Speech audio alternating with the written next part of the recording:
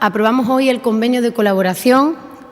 entre la Junta de Extremadura y las dos diputaciones, la Diputación de Cáceres y la Diputación de Badajoz, para la financiación del Plan de Empleo Social. Aprobamos además hoy también no solo la autorización para que se suscriba ese convenio, sino que aprobamos al mismo tiempo la convocatoria del que ya será y es el tercer Plan de Empleo Social de este Gobierno, un Gobierno que nada más llegó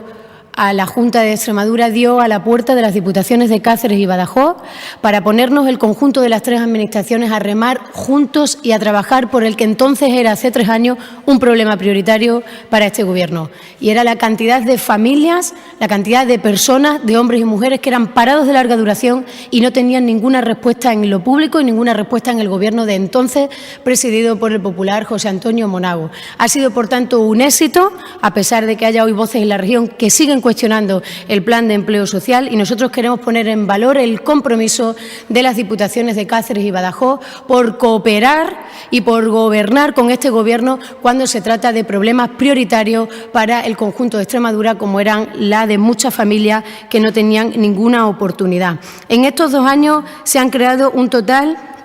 de 6.306 puestos de trabajo en el programa 1. Saben que este programa regula 2 modalidades. El programa 1 corresponde a aquel empleo y contrataciones que hacen las propias entidades locales y se han podido generar 1.392 en el programa 2, que es el que hacen las entidades sin ánimo de lucro y empresas de economía social. En total estamos hablando de que la apuesta decidida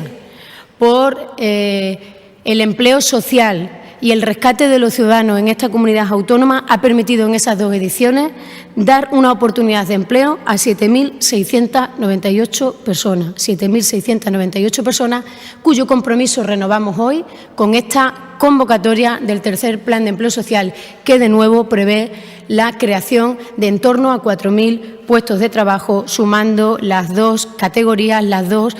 modalidades de programa que regula este decreto que hoy autorizamos tras la reunión del Consejo de Gobierno.